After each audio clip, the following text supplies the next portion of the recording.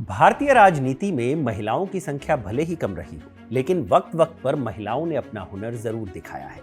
चाहे वो मध्यकाल की रजिया सुल्ताना हो या नूरजहां, 1857 की लड़ाई की रानी लक्ष्मीबाई हो या फिर बेगम हजरत महल, और फिर चाहे आजादी की लड़ाई रही हो या फिर आजादी के बाद की राजनीति, पुरुषों के प्रभुत्व वाले समाज में महिलाओं के हिस्से भले ही अतिरिक्त संघर्ष आया, लेकिन वो रुकी नहीं। हमारे सामने ऐसी तमाम महिला नेताओं के उदाहरण हैं जिनकी भारत की राजनीति में पहचान ये नहीं है कि वो किसी की पत्नी है, किसी की बहन है या किसी की बेटी है। उन्होंने अपना नाम खुद बनाया है, अपना मुकाम खुद हासिल किया है, और जब गई तो अमिट छाप छोड़ कर गई। ऐसा ही एक नाम है जयरामन जयललिता का, विशुद्ध राजनीति करने वाली महिला का नाम, जिसकी जिंदगी तमाम जटिलताओं, सफलताओं और तोहमतों से भरी हुई है। तमिलनाडु जैसे खूबसूरत प्रदेश में सिनेमा से राजनीति में आई जयललिता हमेशा एक पहेली बनी रही। पहले एक संताप से भरा बचपन, फिर सिनेमा में प्रवेश, फिर तमिलनाडु के सबसे बड़े नेता एमजीआर से दोस्ती और अलगाव, दोबारा दोस्ती और फिर पार्टी की कमान हासिल करना, फिर उतने ही बड़े नेता करुणानिधि से दुश्मनी, जिसे लोगों ने 90 के दशक में टीवी पर देखा। फिर केंद्र में प्रधानमंत्री वाजपेयी की सरकार गिराने में भूमिका हो, या फिर जीवन के अंत में पार्टी के नेताओं द्वारा चरण वंदना हो, या फिर भ्रष्टाचार के बड़े बड़े आरोप। ये सारी चीजें जयललिता के जीवन को रोचक बनाती हैं। नमस्कार, मैं हूं भूपेंद्र सोनी और आप देख रहे हैं खबरगांव। सत्ताधीश के इस एपिसोड में आज हम सुनाएंगे कहानी Jayalalithaa. At the stroke of the midnight hour, when Our the world difficulty, as I said, is not about the ultimate future. रहना चाहिए इस देश का लोकतंत्र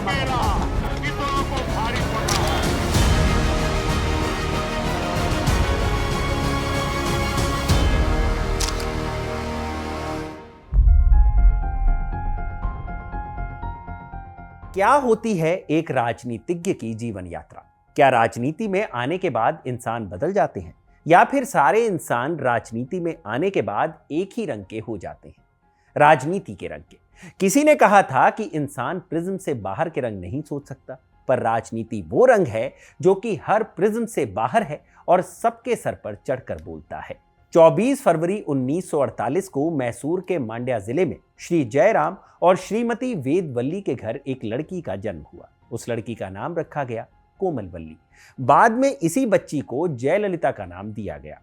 जयललिता को उनके घर वाले प्यार से जया कहकर पुकारते थे। जब जया 2 साल की थी तभी उनके पिता की मृत्यु हो गई।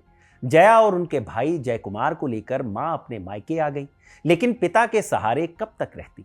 अब इस छोटे परिवार का गुजारा करना मुश्किल हो रहा था। मां ने अपने और अपने बच्चों के जीवन को चलाने का जिम्मा लिया। उन्होंने शॉर्ट हैंड सीखा और फिर दफ्तरों में काम करने लगी। उनकी एक बहन थी, यानी कि जया की मौसी अंबुजावल्ली। वो तमिल फिल्मों में काम करती थी। उनको छोटे छोटे रोल मिलते थे। सिनेमा की दुनिया में अंबुजावल्ली का नाम था विद्यावती। ये वो दौर था जब हीरो हीरोइनों के नाम पर्दे पर बदल दिए जाते थे। विद्यावती से बहन का दुख देखा नहीं गया। उन्होंने अपनी बहन को समझाया कि इस तरीके से जीवन नहीं चलेगा। पिता के घर रहकर बच्चों को पालना मुश्किल काम है, और अगर खुद के लिए काम खोजना है, पैसा कमाना है और अच्छा जीवन जीना है तो मद्रास आना पड़ेगा, क्योंकि काम यहां पर है। मद्रास यानी कि अब का चेन्नई। लेकिन मां अपने बच्चों को साथ लेकर इतने बड़े शहर में नहीं आ सकती थी। लिहाजा बच्चों को पिता के घर पर छोड़कर वेदवल्ली मद्रास आ गई। फिर उनकी मुलाकात एक प्रोड्यूसर से हुई और उसने उनको फिल्मों में काम दे दिया। वेदवल्ली का नाम भी बदलकर हो गया संध्या। संध्या को फिल्में तो मिलने लगी, लेकिन इसके साथ ही उनकी व्यस्तता भी बहुत बढ़ गई। अब वो घर में रहने वाली मां नहीं रही थी, लिहाजा बच्चों को समय नहीं दे पाती थी। बड़ी हो रही लड़की जया को यह बात अच्छी नहीं लगती थी। वो फिल्मी लोगों से नाराज रहने लगी थी कि वो उसकी मां को लेकर चले जाते हैं। मां जब भी घर पर आती, जया उनको छोड़ती नहीं, चिपक कर सोती। लेकिन सुबह उठती तो पाती कि उसके बगल में मौसी सो रही है। मां तो रात को ही मद्रास निकल गई थी।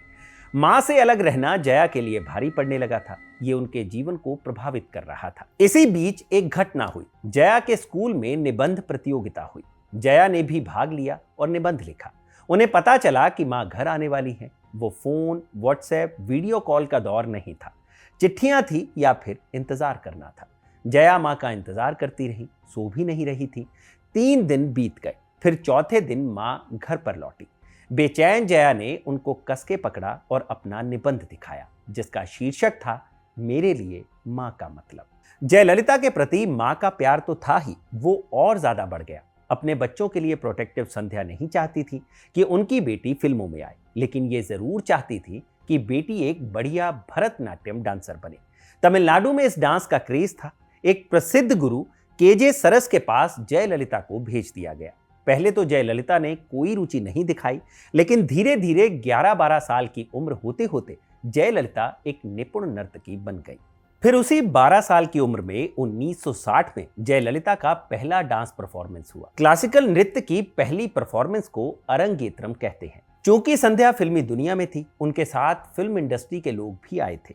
इसमें शिवाजी गणेशन भी शामिल थे, तमिल सिनेमा के मशहूर एक्टर। जया का नृत्य हो जाने के बाद शिवाजी ने स्टेज से कहा, यह लड़की तो सोने की मूर्ति की तरह है, एक दिन ये सिनेमा में बहुत बड़ा नाम कमाएगी। मां चाहती तो नहीं थी कि बेटी सिनेमा में जाए, लेकिन शिवाजी गणेशन जैसे एक्टर का कहना उन्हें खुश तो कर गया। शायद बड़े लोगों की दुआएं भी बड़ी होती होंगी।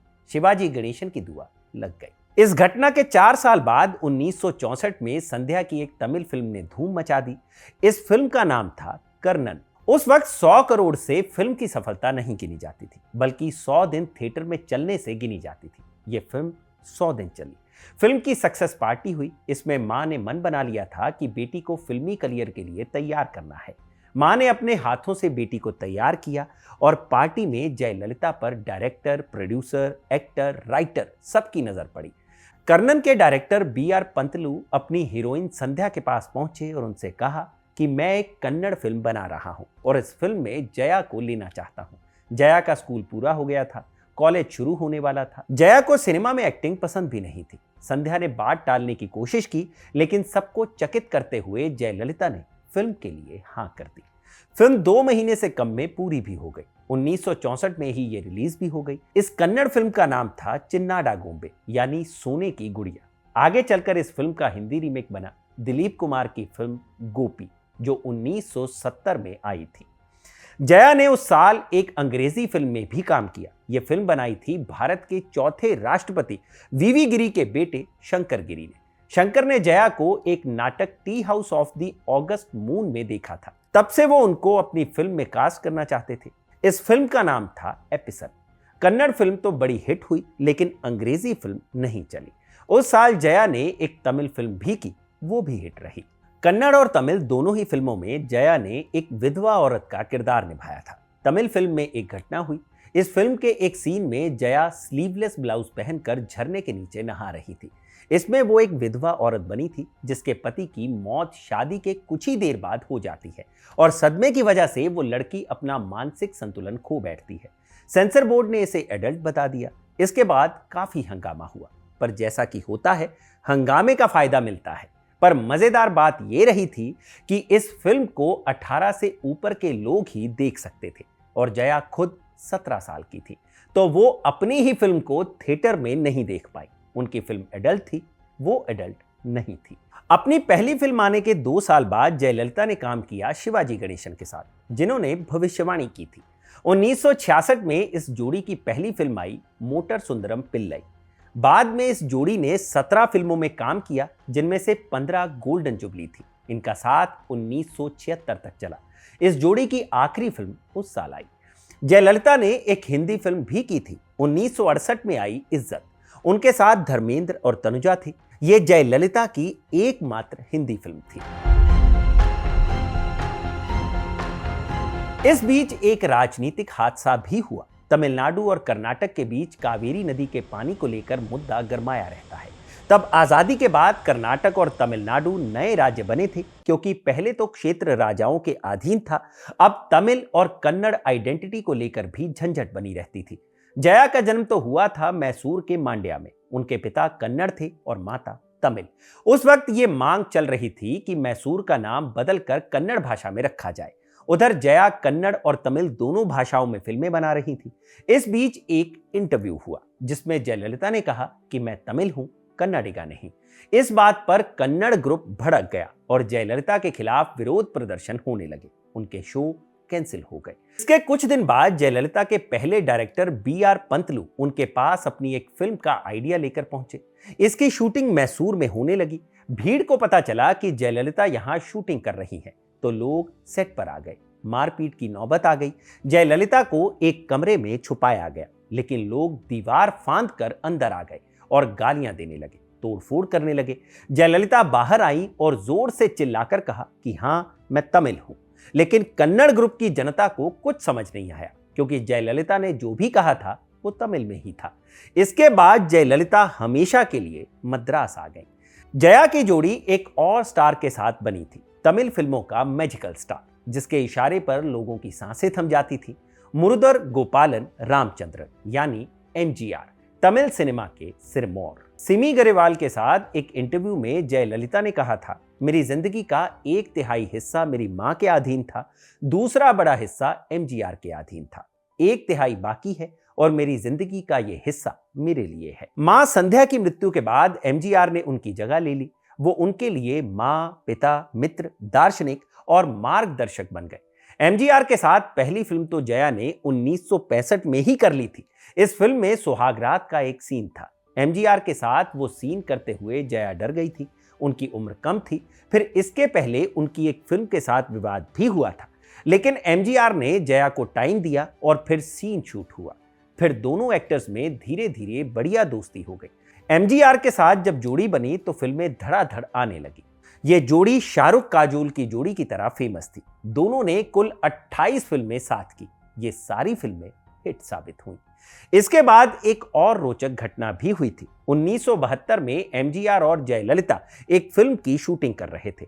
शूट करते हुए खाली टाइम मिला था। बात करते करते MGR ने जयललिता का हाथ देखा और कहा, तुम एक दिन राजनीति में आओगी। जयललिता को इस बात पर यकीन नहीं हुआ, क्योंकि उन्होंने ये तो कभी सोचा ही नहीं था। पर पहले स्टार गणेशन की तरह इस स्टार की भविष्यवाणी भी सच निकली। शायद बड़े लोगों की दुआ वाकई काम आ जाती है। जयललिता भले ही राजनीति और सिनेमा दोनों में सिरमौर बनी, लेकिन वो दोनों में ही आने की इच्छुक नहीं थी। एक इंटरव्यू के दौरान उन्होंने बताया, मैं कभी फिल्मों में नहीं आना चाहती थी, लेकिन मेरी मां ने ऐसा करने के लिए मुझ पर दबाव डाला और मैंने इसमें सफलता हासिल की। इसी तरह मेरी राजनीति में भी आने की कोई इच्छा नहीं थी, लेकिन MGR के दबाव में मुझे ऐसा करना पड़ा।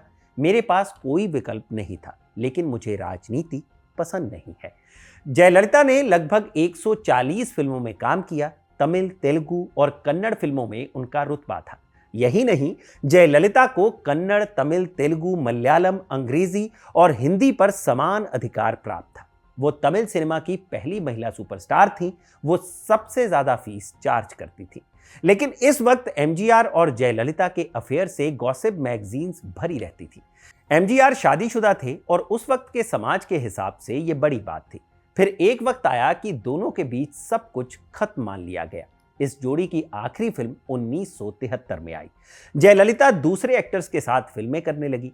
MGR ने सिनेमा से राजनीति की तरफ रुख कर लिया। दोनों में कोई संपर्क नहीं रहा। जयललिता का नाम एक और एक्टर शोभन बाबू के साथ जुड़ा। वो भी शादीशुदा थे, पर किसी ने जया के साथ अपने संबंध को स्वीकार नहीं किया, मान्यता नहीं दी। इसी वजह से बाद के अपने इंटरव्यूज में जयललिता ने कहा था कि उन्हें कोई ऐसा मिला ही नहीं जिसके साथ वो घर बसा सके। कोई ऐसा प्रेमी नहीं मिला जिसकी कोई शर्त ना हो।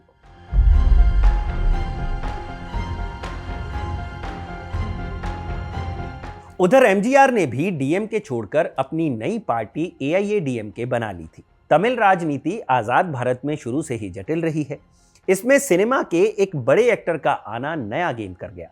शुरू में उनको किसी ने सीरियस नहीं लिया था, लेकिन जब स्टार पावर ने लोगों को अपनी तरफ खींचना शुरू किया, तब समझ आ गया कि ये कोई छोटा नेता नहीं है या ये राजनीति 2 दिन की बात नहीं है। MGR जितने कैरिज्मेटिक सिनेमा में थे, उतने ही कैरिज्मेटिक वो राजनीति में भी थे।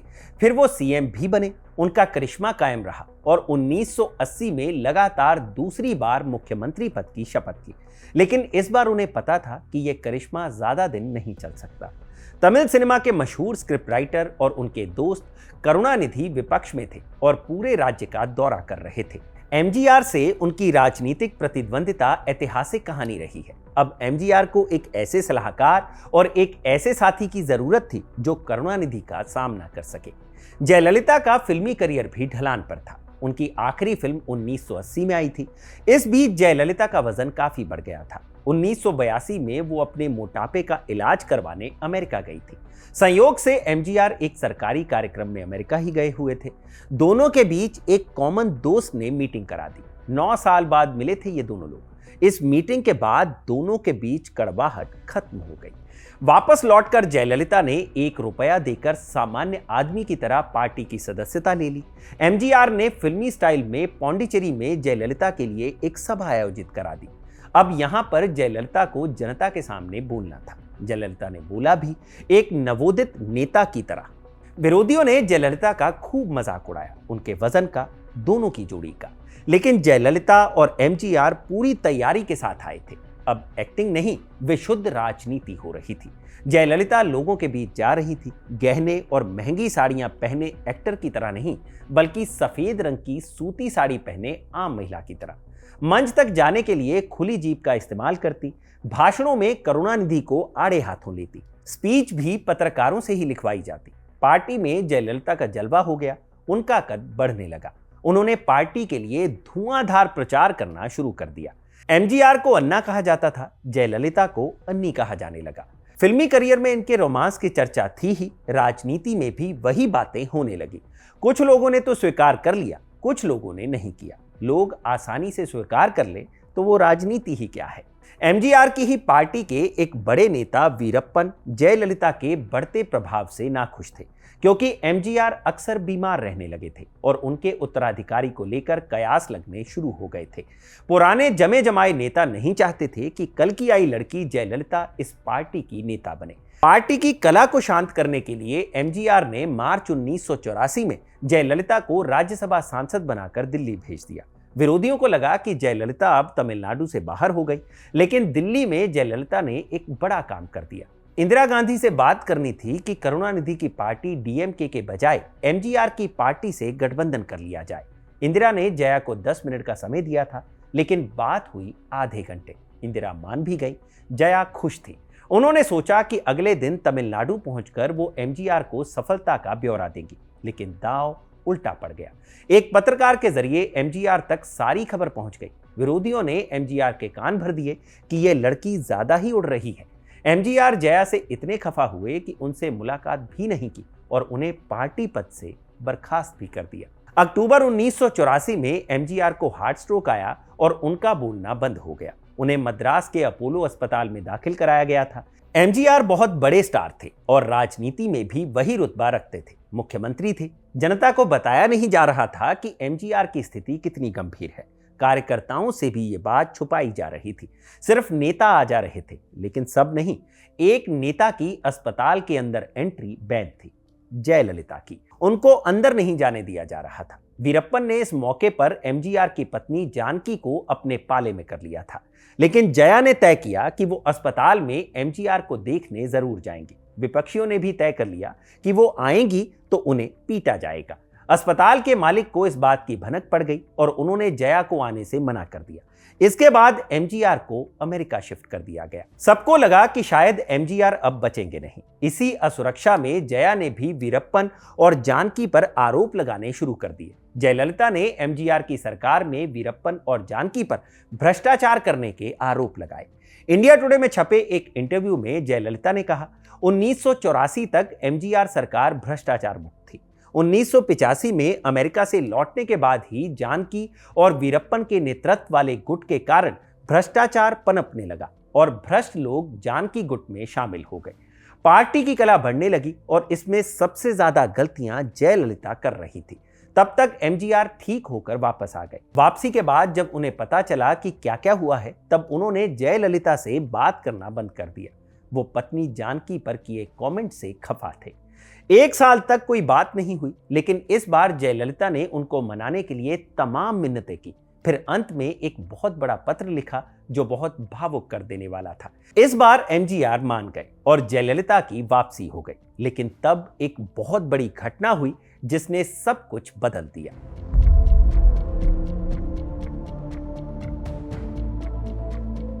ये 1987 का दिसंबर महीना था। तारीख थी 24। इंदिरा गांधी की हत्या के बाद केंद्र में प्रचंड बहुमत से राजीव गांधी सरकार थी, लेकिन तमिलनाडु शोक में डूबा था।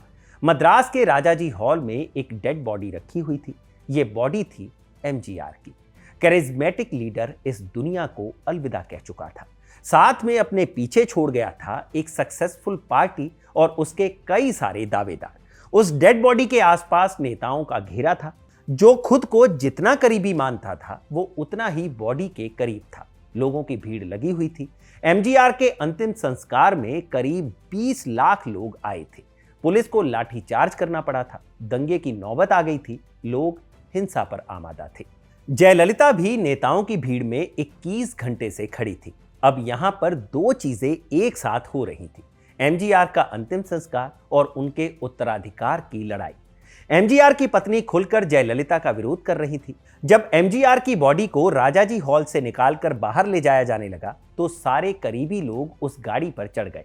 जयललिता ने इस घटना का वर्णन किया था। उनके मुताबिक उन्होंने भी उस गाड़ी पर चढ़ने की कोशिश की, लेकिन जानकी के भतीजे दीपन ने उन्हें सर पर मारा और धक्का देकर उतार दिया।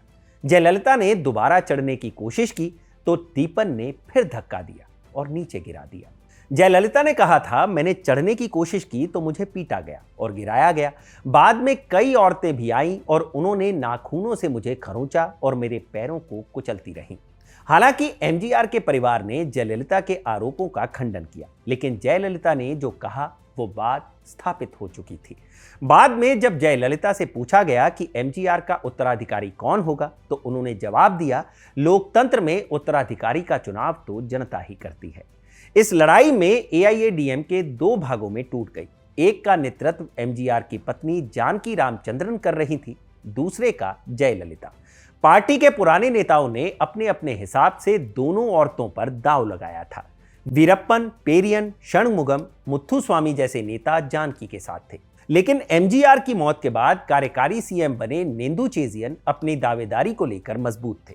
वहीं जयललिता का कहना था कि जया को किसी पोस्ट या पद का लालच नहीं है, वो नेंदू चेजियन के साथ थी। इसके बाद दोनों दल राज्यपाल एसएल खुराना से मिले। मिलने से पहले दोनों दलों में रास्ते में ही भिड़ंत की नौबत आई थी। जयललिता ने जनरल सेक्रेटरी का पद लिया था। इस पर एआईएडीएमके के पुराने नेता नाराज थे और इसे असंवैधानिक बता रहे थे। उनका कहना था कि यह जबरदस्ती की बात है और जया पार्टी के नियम तोड़ रही है। वहीं जया के समर्थकों का कहना था कि नियम कभी लागू ही नहीं हुए, एमजीआर जो कहते थे वही नियम था। बहुत सारे इफ एंड बट के बाद राज्यपाल ने जानकी को सरकार बनाने का ऑफर दिया। इस पर जया नाराज हुई और उन्होंने इस कदम को असंवैधानिक करार दिया। उनके साथ के 30 विधायक इंदौर के रिजॉर्ट में थे। उनके समर्थकों पर खतरा बढ़ रहा था। ऐसा कहकर जया ने उनके लिए पुलिस से सुरक्षा मांगी। फिर वो अपने विधायकों को बंबई ले आई। एक शिवसेना नेता के होटल में उनको रखा गया। उधर जानकी का ग्रुप कोर्ट से ऑर्डर ले आया जिसमें कहा गया कि जयललिता अभी खुद को जनरल सेक्रेटरी नहीं कह सकती। अब उनको पार्टी मुख्यालय में जाना भी मुश्किल हो गया। एक दिन अपने विधायकों के साथ उन्होंने पार्टी कार्यालय में घुसने की कोशिश की तो उनको गिरफ्तार कर लिया गया। इसके पहले पुलिस ने लाठीचार्ज भी किया था। जानकी के साथ एआईएडीएमके के 132 में से 97 विधायक थे। इस ग्रुप ने राज्यपाल से मुलाकात कर सरकार बनाने की दावेदारी पेश की। 28 जनवरी 1988 को तमिलनाडु विधानसभा में जानकी की सरकार के लिए विश्वास मत पारित होना था। कांग्रेस के विधायकों ने समर्थन का वादा किया था, पर उस दिन वो मुकर गए। स्पीकर पांडियन से कह दिया था कि रिजाइन करेंगे, लेकिन विधानसभा में आ गए। यह तय हो गया कि कांग्रेस के विधायक तो विपक्ष में वोट करेंगे। इसके बाद स्पीकर पांडियन ने कहा कि कुछ विधायकों को निलंबित किया जाएगा। तब तक एआईएडीएमके विधायकों के दोनों ही ग्रुप्स में भयानक मारपीट शुरू हो गई। स्पीकर पांडियन पर भी चीजें फेंकी गई, माइक, पेपर वेट सब उछाले गए। जब स्थिति नियंत्रण से बाहर हो गई तो विधानसभा के अंदर फोर्स बुलाई गई। फुल गियर में स्टील हेलमेट पहने जवानों ने सदन में एंट्री ली और शुरू हुआ विधायकों पर लाठीचार्ज। ये अभूतपूर्व दृश्य था। 3 सप्ताह पुरानी जानकी की सरकार गिर गई। जानकी सरकार को विश्वास मत जीतने का मौका नहीं मिला और केंद्र ने तमिलनाडु में राष्ट्रपति शासन लागू कर दिया। जानकी को पार्टी प्रेसिडेंट चुना गया और उन्होंने जयललिता समेत उनके समर्थकों को पार्टी से बाहर कर दिया। इसके बाद जयललिता ने अपनी राज्यसभा सीट से त्यागपत्र दे दिया और 1989 के अगले चुनाव में अपने समर्थकों के साथ लड़ी। उन्होंने डीएमके को सबसे बड़ा दुश्मन बताया और करुणानिधि के साथ सीधी लड़ाई की बात कही। जानकी को पार्टी का ओरिजिनल सिंबल 2 पत्ती मिला और जयललिता को मुर्गा। लेकिन जयललिता वाले ग्रुप को 27 सीटें मिली और वो विपक्ष की नेता बनी। जानकी वाले ग्रुप को महज 2 सीटों से संतोष करना पड़ा। करुणानिधि का कद अब बहुत बड़ा हो गया था, लेकिन जानकी के अंदर एमजीआर वाला करिश्मा नहीं था।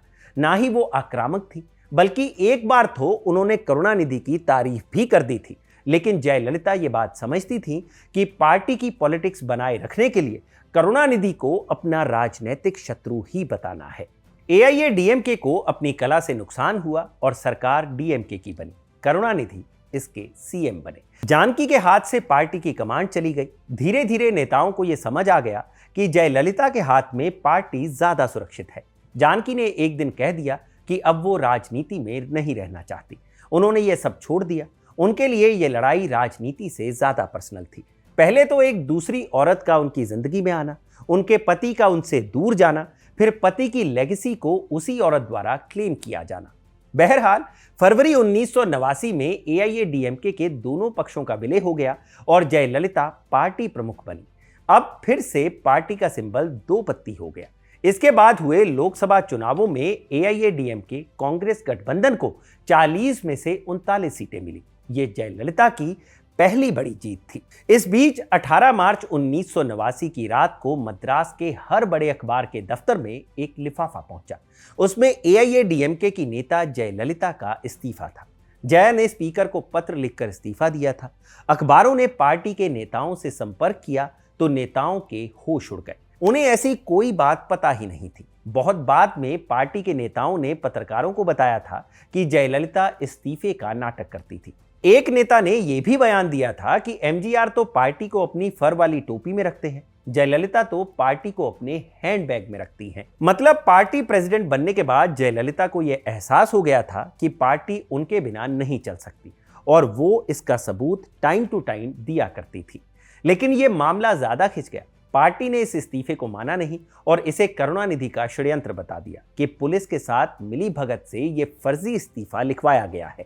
अब जया की पार्टी के विधायक इस मामले में विधानसभा में विशेषाधिकार हनन नोटिस देना चाहते थे, लेकिन स्पीकर ने इस बात की इजाजत नहीं दी। इसके बाद वो हुआ जिसे भारत की राजनीति में काला दिन कहा गया।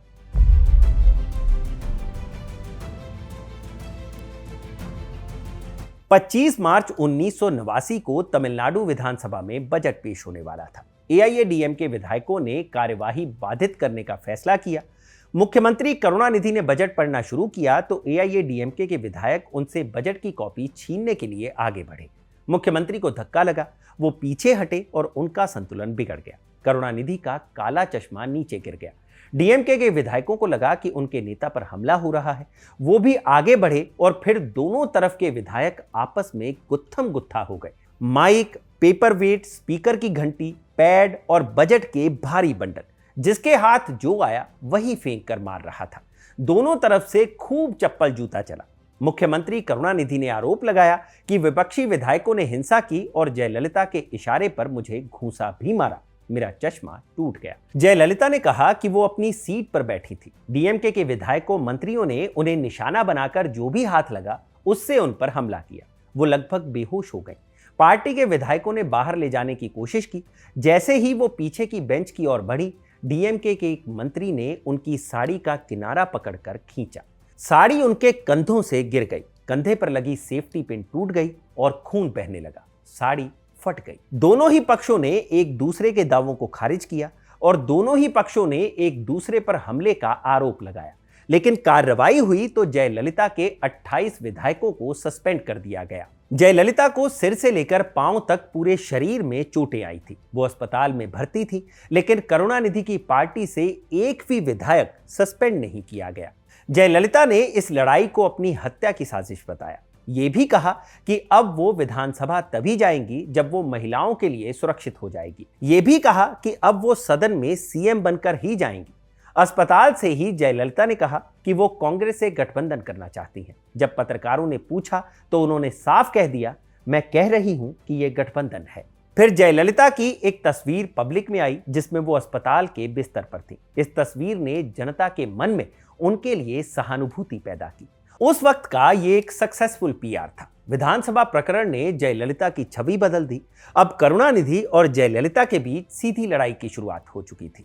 जयललिता ने अपने इस अपमान का बदला लिया भी, जिसे लोगों ने टीवी पर देखा, क्योंकि तब तक टीवी पर दिन रात खबरें चलाने की व्यवस्था शुरू हो चुकी थी। 1991 में प्रधानमंत्री राजीव गांधी की हत्या हो गई। तमिलनाडु के पेरंबदूर में उस वक्त राजीव गांधी जयललिता की पार्टी AIADMK और कांग्रेस के गठबंधन के लिए प्रचार करने ही वहां गए थे। 1991 में केंद्र में लोकसभा चुनाव हुए और तमिलनाडु में वक्त से पहले ही विधानसभा चुनाव, क्योंकि केंद्र में PM चंद्रशेखर ने इस्तीफा दे दिया था और उसके पहले कांग्रेस के समर्थन से बनी चंद्रशेखर की सरकार ने तमिलनाडु में DMK यानी करुणानिधि की सरकार को बर्खास्त कर दिया था, क्योंकि AIADMK कांग्रेस की गठबंधन सहयोगी थी और उन्होंने एक बड़ी मजबूत वजह पेश की थी। उस वक्त तक देश में 3 बड़े मुद्दे चल रहे थे। पहला, अयोध्या में राम मंदिर और बाबरी मस्जिद विवाद। दूसरा, OBC आरक्षण और तीसरा, श्रीलंका और तमिल मुद्दा। करुणानिधि की सरकार के एक मंत्री वाइको श्रीलंका के उग्रवादी संगठन लिट्टे से मिलने के लिए श्रीलंका गए थे। करुणानिधि ने तो कह दिया कि उनसे अनुमति नहीं ली गई थी। इसी बात को जयललिता ने मुद्दा बनाया था और इसी बात पर केंद्र की चंद्रशेखर सरकार ने करुणानिधि की सरकार बर्खास्त कर दी थी। तमिल मुद्दे पर ही राजीव गांधी की हत्या हुई थी। LTTE के ही लोगों ने राजीव को मारा था। उस वक्त तमिलनाडु में यह परसेप्शन बन गया था कि DMK और लिट्टे मिले हुए हैं। इसके बाद सिंपैथी की एक लहर चली। केंद्र में कांग्रेस और तमिलनाडु में AIADMK प्लस कांग्रेस गठबंधन की सरकार बनी और 24 जून 1991 को जयललिता ने पहली बार तमिलनाडु की मुख्यमंत्री पद की शपथ ली। उन्हें पार्टी के लोग अम्मा कहने लगे। लोकसभा में गठबंधन को 39 और विधानसभा में कुल 234 में से 224 सीटें मिली। DMK का सूपड़ा साफ हो गया था। केवल 2 सीटों पर जीत मिली थी और बड़ी मुश्किल से पार्टी प्रमुख करुणानिधि अपनी सीट बचा पाए थे। जयललिता दक्षिण भारत की राजनीति में एक सुपर पावर की तरह उभरी। खुद पार्टी के संस्थापक MGR भी कभी इतना बड़ा जनादेश हासिल नहीं कर पाए थे। नेता विपक्ष के तौर पर अपने 2 साल के कार्यकाल में वो केवल एक बार विधानसभा गई। उनका अपमान हुआ, जो इतिहास के पन्नों में काले अक्षरों में दर्ज हुआ, और उन्होंने विधानसभा ना जाने की कसम खाई थी। इसे निभाया भी। वो कई महीने सार्वजनिक जीवन से दूर रहीं, लेकिन आश्चर्यजनक रूप से इससे भी उनकी लोकप्रियता में कोई कमी नहीं आई। निश्चित तौर पर इसमें उनके प्रभावशाली व्यक्तित्व, रहस्यमयी जीवन और व्यक्तिगत करिश्मे का भी बड़ा योगदान था।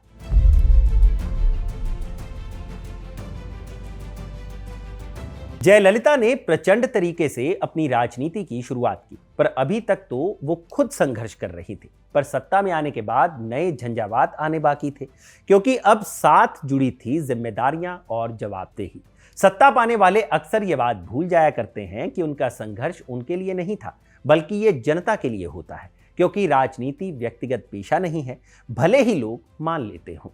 इस बीच जयललिता की दोस्ती एक नए इंसान से हुई थी। तमिलनाडु के तंजौर जिले के मुन्नारगुडी में पैदा हुई शशिकला से। शशिकला को बचपन से ही स्कूल से ज्यादा सिनेमा पसंद था। उनको सिनेमा का सुपरस्टार बनना था, लेकिन माँ बाप ने तमिलनाडु सरकार में एक सरकारी नौकरी करने वाले व्यक्ति से उनकी शादी करा दी। पति नटराजन MGR सरकार में एक IAS के PRO थे। शशिकला ने भी अपना हाथ आजमाना शुरू किया। उन्होंने वीडियो कैमरे का काम सीख लिया और शुरू कर दिया। शादियों में रिकॉर्डिंग करने लगी और इसके साथ ही बाकी काम भी। उधर जयललिता सिनेमा से धीरे धीरे राजनीति की तरफ आ रही थी। शशिकला ने अपने पति की बॉस IAS चंद्रलेखा की मदद से जयललिता से मुलाकात कर ली। इसके बाद शशिकला जयललिता के साथ काम करने लगी। वो गई तो थी फिल्म बनाने, लेकिन धीरे धीरे उन्होंने जयललिता के सारे काम करने शुरू कर दिए। वो उनकी हर जरूरत का ख्याल रखने लगी। धीरे धीरे जयललिता पूरी तरह से उन पर निर्भर हो गई। उनके कपड़े, खाने, मिलने वाले लोगों सबको शशिकला मैनेज करने लगी थी। जयललिता का उन पर इतना भरोसा बढ़ गया था कि शशिकला ने मुन्नारगुडी से तकरीबन 40 लोगों को जयललिता के स्टाफ में भर दिया। अब जयललिता का घर और ऑफिस मुन्नारगुडी के लोगों से भरा हुआ था। MGR की मौत के बाद जयललिता ने पार्टी प्रेसिडेंट के लिए जो पूरी लड़ाई लड़ी, उसमें शशिकला उनके साथ थी। 1991 में लोकसभा और विधानसभा चुनाव हुए तो फंड से लेकर प्रचार करने तक का सारा काम शशिकला और उनके पति नटराजन ने संभाला। जीत के बाद जब जयललिता सीएम बनी तो शशिकला अपने पति और 2 भतीजों भास्करन और सुधाकर और इसके अलावा बाकी लोगों को साथ लेकर जयललिता के निवास पोइस गार्डन में रहने आ गई। धीरे धीरे शशिकला का प्रभाव पार्टी के अलावा सरकार में भी बढ़ने लगा। जयललिता से मिलने के लिए शशिकला की परमिशन जरूरी थी। पार्टी के अहम पदों से लेकर सरकारी अधिकारियों की नियुक्ति तक में उनके लोग आने लगे। उनके शब्दों को जयललिता के ही शब्द माना जाने लगा। नजदीकी इतनी बढ़ी कि जयललिता ने शशिकला के भतीजे सुधाकरण को अपना दत्तक पुत्र बना लिया। इसके बाद तो शशिकला ने बेहिसाब संपत्ति अर्जित की। उनके और उनके रिश्तेदारों ने तमिलनाडु में ताकत और संपत्ति का जलवा बिखेर दिया। राजनीति में शशिकला और उनके लोगों को मुन्नारगुड़ी माफिया कहा जाने लगा। जाने माने गीतकार, संगीतकार और इलैयाराजा के भाई गंगई अमरन को जयललिता ने मिलने बुलाया। शशिकला के भतीजे भास्करन गंगई अमरन को पोइस गार्डन स्थित आवास ले गए।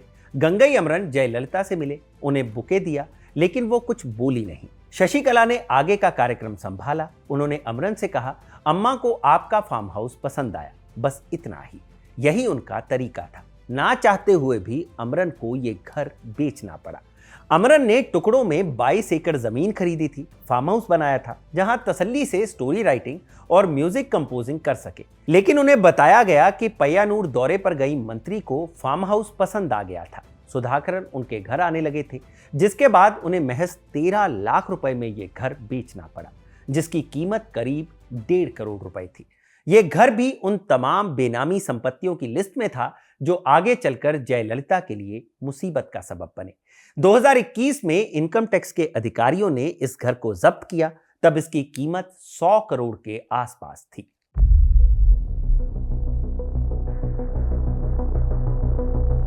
उन्नीस में एक शादी हुई। यह शादी जयललिता के दत्तक पुत्र सुधाकरण की थी। कहा गया कि इसमें करीब 100 करोड़ रुपए खर्च हुए। यह शादी उस वक्त अखबारों, मैगजीन्स और टीवी की प्रमुख खबर बनी थी। लोग भौंचक्के रह गए थे। एक तो मुख्यमंत्री, फिर उनका दत्तक पुत्र, और इतना खर्चा। यह पैसा आया कहां से? कहां के मुख्यमंत्री को 100 करोड़ रुपए खर्च करने का अधिकार मिलता है? धीरे धीरे विपक्ष जयललिता पर भ्रष्टाचार के आरोप लगाने लगा, और ये आरोप मामूली नहीं थे। उस वक्त इतना पैसा बहुत ज्यादा पैसा था, आज भी है, पर उस वक्त बेहिसाब था। जयललिता ने अपने पहले कार्यकाल की शुरुआत कड़ाई से की। चूंकि राजीव गांधी की हत्या एक आतंकवादी हमले में तमिलनाडु में ही हुई थी, तो जयललिता ने टाडा कानून को कड़ाई से लागू किया और कई गिरफ्तारियां भी हुई। लेकिन फरवरी 1992 में एक घटना हो गई। कुंभकोणम में एक धार्मिक फंक्शन में जयललिता गई हुई थी। वहां पर भगदड़ मच गई और 50 के करीब लोग मारे गए। इस घटना के संदर्भ में AIADMK ने एक प्रेस कॉन्फ्रेंस की, लेकिन इस प्रेस कॉन्फ्रेंस में जयललिता ने कुछ ऐसा कह दिया जिससे विवाद हो गया। जयललिता ने कह दिया कि हम राजीव गांधी की मौत के बाद की भावनात्मक लहर से नहीं जीते, बल्कि लोगों की वजह से जीते हैं। कांग्रेस के नेता उनसे नाराज हो गए। अगले बरस जयललिता ने केंद्र की नरसिम्हा राव सरकार से समर्थन भी वापस ले लिया।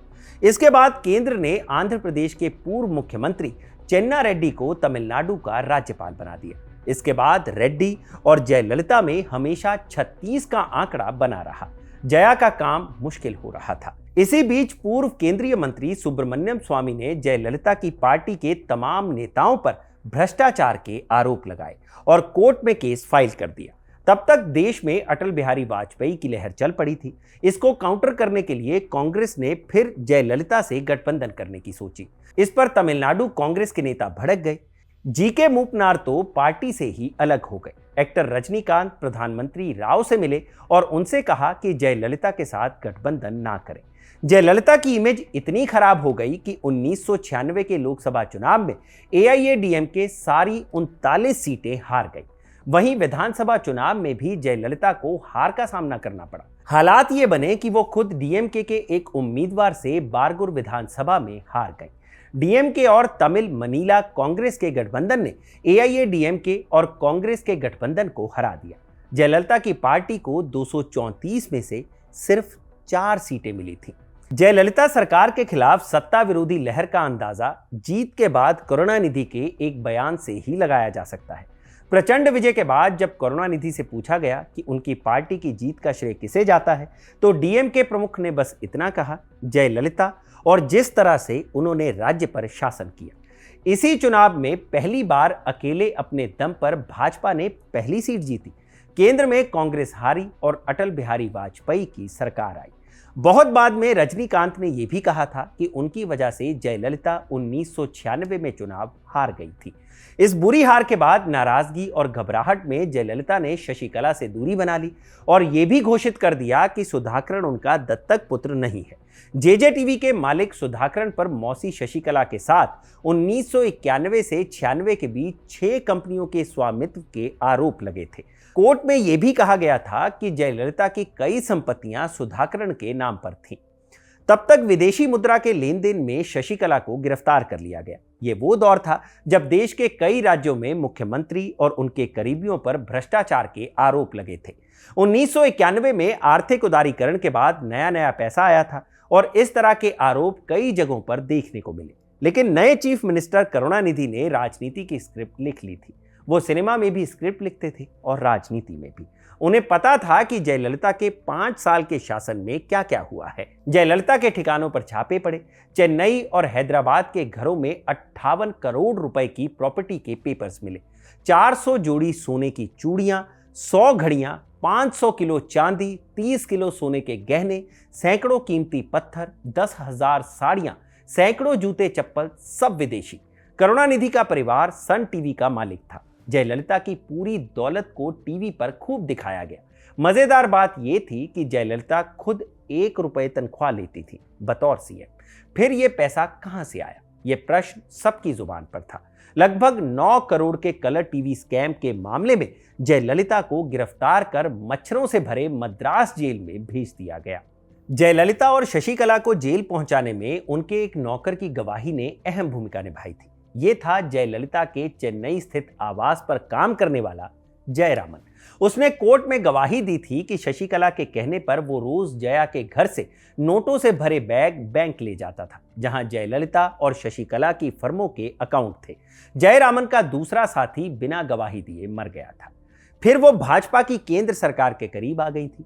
1998 में जब अटल बिहारी वाजपेयी प्रधानमंत्री बने तो जयललिता उनका समर्थन कर रही थी, लेकिन वो चाहती थी कि वाजपेयी सरकार किसी भी तरीके से तमिलनाडु में करुणानिधि की सरकार को बर्खास्त करे और राष्ट्रपति शासन लागू करे। वो अपनी गिरफ्तारी नहीं भूल पाई थी, लेकिन वाजपेयी सरकार इसके लिए तैयार नहीं थी, क्योंकि जयललिता की बातें और उनका एक्शन केंद्र सरकार को कमजोर दिख रहा था। जयललिता रोज धमकियां देती थी, पत्रकार खूब ये खबरें छापते थे। अंत में वाजपेयी सरकार ने उनको मना कर दिया।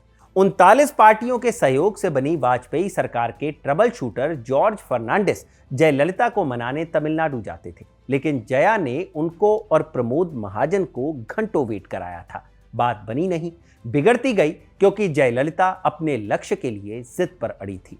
कहा जाता है कि इस मौके की नजाकत को कई लोगों ने भांपा। पहले तो वाजपेयी के राजनीतिक दुश्मन सुब्रमण्यम स्वामी ने, और फिर बसपा सुप्रीमो मायावती और कांग्रेस की अध्यक्ष सोनिया गांधी ने भी। स्वामी ने मायावती, सोनिया और जयललिता की चाय पर मीटिंग कराई, सरकार से समर्थन वापस लेने के लिए। अंततः जयललिता ने अप्रैल 1999 में वाजपेयी की सरकार से समर्थन वापस ले लिया और 1 वोट से 13 महीने पुरानी वाजपेयी सरकार गिर गई। सरकार के समर्थन में 269 और विपक्ष में 270 वोट पड़े थे। मायावती ने भी भाजपा को समर्थन का वादा कर अंत समय में हाथ पीछे खींच लिया था। शक्ति सिन्हा ने अपनी किताब Vajpayee the years that changed India में लिखा है, वोटिंग के बाद अटल बिहारी वाजपेयी जब अपने कमरे में पहुंचे तो उनकी आंखों में आंसू थे। सदमा उनके चेहरे पर साफ झलक रहा था। फिर उन्होंने 5 मिनट में खुद को संभाला और इस्तीफा लेकर राष्ट्रपति भवन की तरफ रवाना हो गए।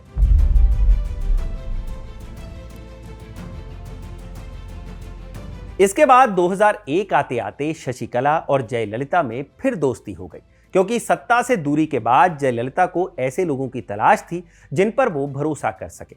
शशिकला के अलावा उन्हें और कोई नजर नहीं आया। शशिकला ने भी जेल से छूटने के बाद जयललिता से माफी मांगी और अपने रिश्तेदारों को दफा कर दिया। 2001 में एक बार फिर विधानसभा चुनाव हुए। इस बार जयललिता की पार्टी जीती, लेकिन शशिकला ने खुद को ऊपर नहीं आने दिया। इस चुनाव में जयललिता ने 4 जगह से नॉमिनेशन डाला था, जो कि अपने आप में अवैध है, पर किसी ऑफिसर ने रोका नहीं। बाद में इस चीज को लेकर सुप्रीम कोर्ट ने फटकार लगाई थी। जयललिता चुनाव नहीं लड़ पाई थी। वहीं देश की पहली महिला सुप्रीम कोर्ट जज एम फातिमा बीबी अब तमिलनाडु की राज्यपाल थी। उन्होंने सारी मर्यादाओं को धता बताते हुए करप्शन के कई मामलों में कन्विक्ट हो चुकी जयललिता को सरकार बनाने के लिए आमंत्रित किया और जयललिता खुद कन्विक्ट होते हुए तमिलनाडु में करप्शन के खिलाफ लड़ने की बात करते हुए सीएम बन बैठी। फातिमा बीबी की काफी आलोचना हुई। हालांकि राज्यपाल जिसको चाहे उसे सरकार बनाने के लिए आमंत्रित कर सकता है, पर इसका मतलब ये तो नहीं होता कि किसी अपराधी को भी सीएम बना दिया जाएगा। यही विपक्ष का कहना था। बट जयललिता ये नहीं सोचती थी। वो सीएम बन बैठी, लेकिन फिर तांसी लैंड डील मामले के बाद उनका अपॉइंटमेंट रद्द हुआ, क्योंकि सुप्रीम कोर्ट ने फटकार लगाई और जयललिता को सजा हुई। तांसी केस बड़ा अजीब था। जया पब्लिकेशन और शशि एंटरप्राइजेज ने सरकारी संस्थान तमिलनाडु स्मॉल इंडस्ट्रीज कॉरपोरेशन यानी तांसी की जमीनें खरीदी थी। कहना ना होगा कि ये कंपनियां किसकी थी। यहां तक कि नाम भी नेताओं के नाम पर रखे गए थे। सुब्रमण्यम स्वामी ने इसमें भी केस फाइल किया था। यह सब होने के बाद राज्यपाल फातिमा बीबी ने भी रिजाइन कर दिया। अगले साल जब मद्रास हाई कोर्ट ने जयललिता को कुछ केसेस में बरी किया तो वो फिर सीएम बनी। खुद पर चाहे जितने भी आरोप हों, जयललिता ने दूसरों के साथ नरमी नहीं बरती। 2001 में सत्ता में आने के बाद जब सरकारी कर्मचारियों ने हड़ताल कर दी थी तो उन्होंने एक साथ 2 लाख कर्मचारियों को ही बर्खास्त कर हलचल मचा दी थी। हालांकि फिर ये ऑर्डर वापस हुआ था। पूर्व सीएम करुणानिधि की सरकार ने जो उनके साथ किया था उसे वो नहीं भूल पाई थी। 2001 में उन्होंने इसका बदला भी लिया। करुणानिधि को पुलिस आधी रात को घर से खींच कर ले गई थी। उन्हें चप्पल भी नहीं पहनने दिया जा रहा था। इस धक्का मुक्की को टीवी पर भी दिखाया गया। जयललिता के घर जब गहने और कपड़े बरामद हुए थे तो उसे टीवी पर दिखाया गया था। ये उसका बदला था। 2006 के विधानसभा चुनाव में कांग्रेस और डीएमके के गठबंधन ने उन्हें मात दी। इस बार उनको विपक्ष में बैठना पड़ा। उधर शशिकला से फिर उनकी नाराजगी बढ़ने लगी थी। 2011 में दोनों की दोस्ती खराब हो रही थी क्योंकि आरोप बढ़ते जा रहे थे। कहा जाता है कि गुजरात के तत्कालीन सीएम नरेंद्र मोदी ने जयललिता को इस बारे में आगाह किया था।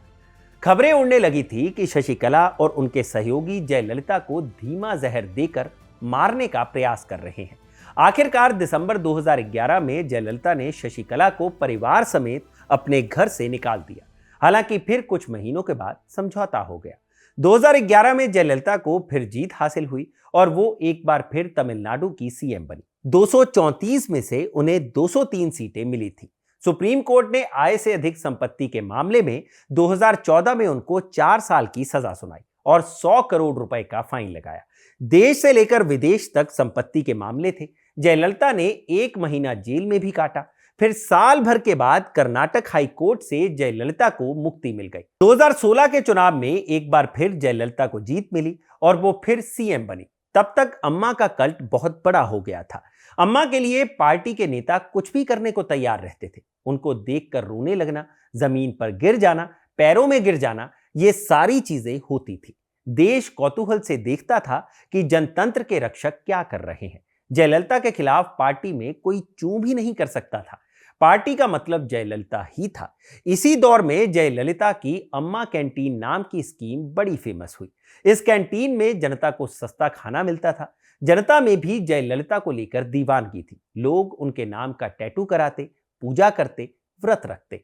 किसी ने खुद को आग लगा ली तो किसी ने उनके लिए जान दे दी थी।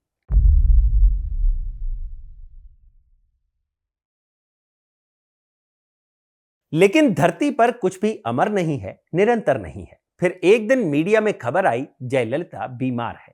उन्हें चेन्नई के अपोलो अस्पताल में भर्ती कराया गया है। ये वही अस्पताल है जहां पर कभी एमजीआर को लाया गया था और पार्टी की राज्यसभा सांसद जयललिता को घुसने नहीं दिया गया था।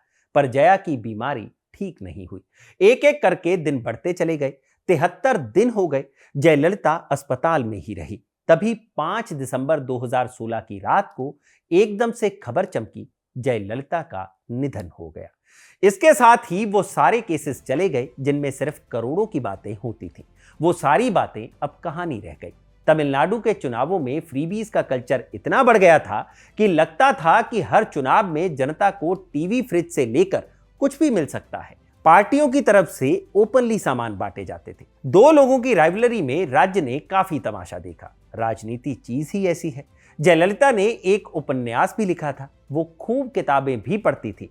जिस देश में महिलाएं करियर बनाने के लिए स्ट्रगल करती हैं, वहां पर जयललिता ने दो टॉप प्रोफेशंस, सिनेमा और राजनीति, दोनों में शानदार करियर बनाया। उनका पूरा जीवन ही विवादों से भरा रहा। रोज कोई ना कोई तमाशा होता था। इन तमाम तमाशों के बावजूद जयललिता की मौत के बाद लोग सदमे में थे।